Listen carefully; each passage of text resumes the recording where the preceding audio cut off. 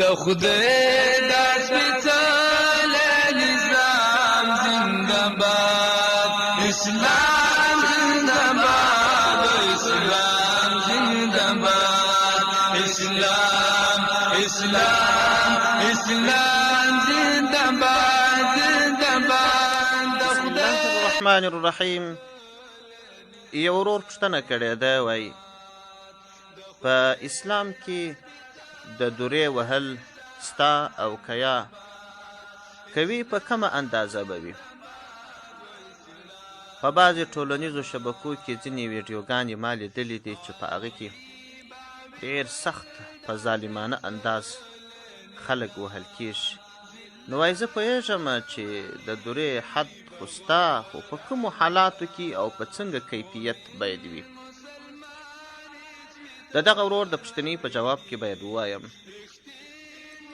چې ته لومړی دا خبره په ذهن کې کښېنوه چې په دنیا کې کم قانون سته، هغه که د حق دین اسلام دی او که نور سماوي دینونه چې منسوخ سوي دي، او که باطل دینونه دي، که مدني قوانین دي، او که د دنیا سیکولر قوانین دي، او که د دنیا هغه قوانین دي چې هغه یوازې طبیعت ته عقیده لري، د دې ټولو په اتفاق دا خبره ثابته ده چې په هر قانون کې سزا سته، د جرم په مقابل کې سزا ده.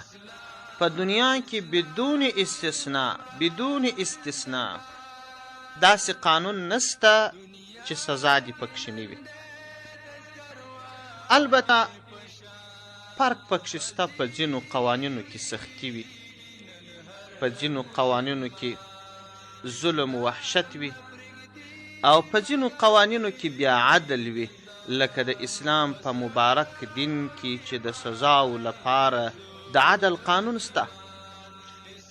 که تاسې وګورئ په دې اوس وخت کې چې زه او ته موجود یو، په دغه 2 لسیزو کې یا په دغه 1 لسیزه کې یا د 2001 کاله وروسته چې کم جنګونه وسوه چې موږ عملا په سترګو ولیدل، یا چا د تلویزیون پر پرده ولیدل، یا چا په سوشل میډیا کې په ویډیو کې ولیدل، او یا یې قصه واورېدل، هغسې وحشتونه او ظلمونه چې د دنیا هغه قوتونو وکړل چې د عدل دعوه کوي، د بشر د حقوقو نهادونه د هغه بنسټ ایښودونکي ځانونه بولي، دغسې ظلمونه وحشتونه قطعا په اسلام کې نسته.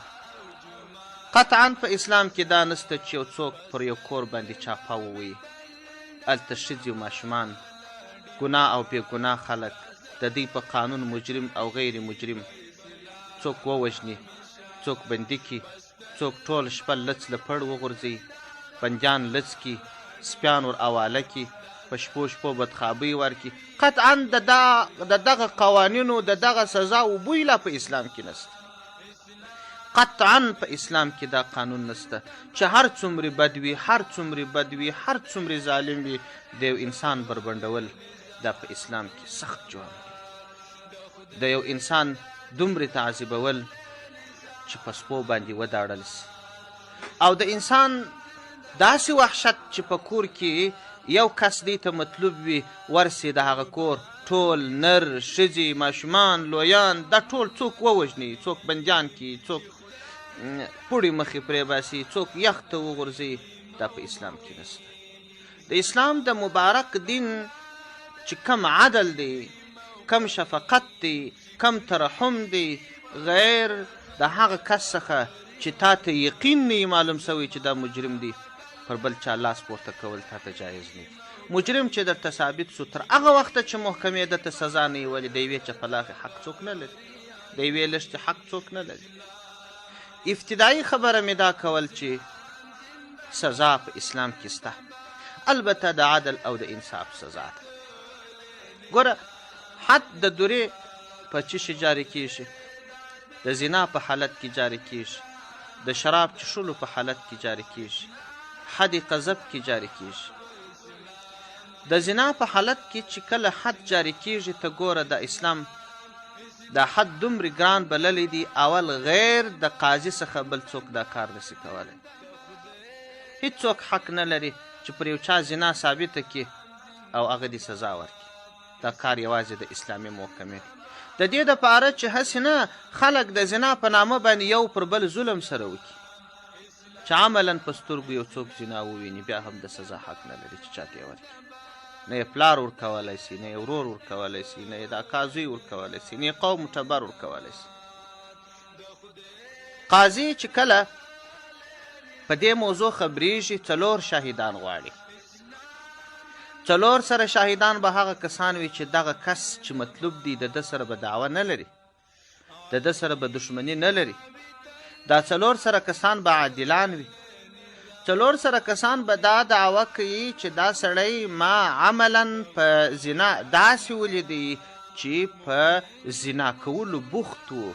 یعنې دا که چیرې یو زناکار نارینه یو زناکاره ښځه په زنا نه بوخت، نامحرمه نارینه نامحرمه ښځه بیخي بېله جامې یو څوک وویني بیا هم د زناکاره حکم نسي باندې کولی، چې عملا په جماع اخته وي، په داسې حالت کې وویني، نو بیا قاضي و دې زناکار ته که غیر محسن وي، واده والا نه وي، 100 دورې سزا ورکوي. په هغه اړه هم زموږ د فقه کتابونو لیکلي دي چې دا به پر 3 اعضاو باندې به سر، مخ او عورت پر دې باندې به یې نه وي.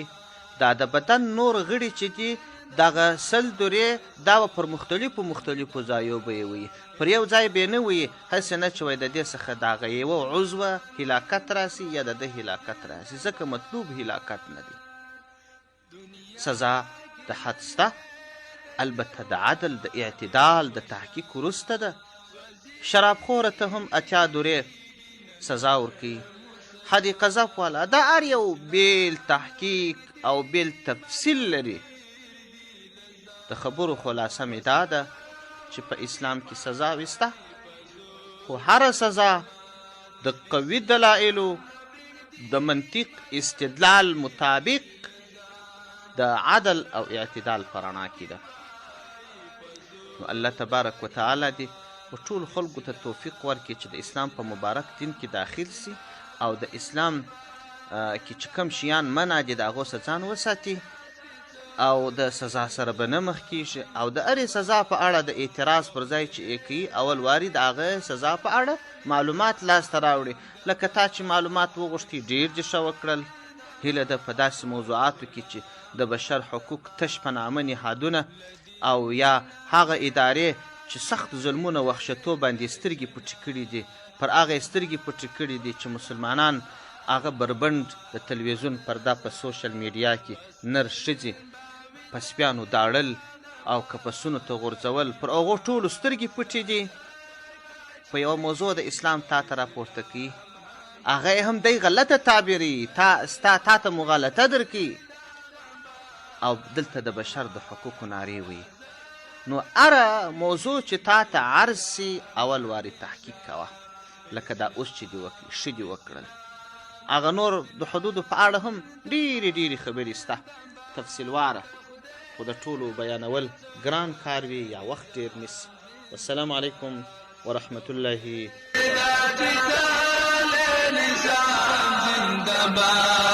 اسلام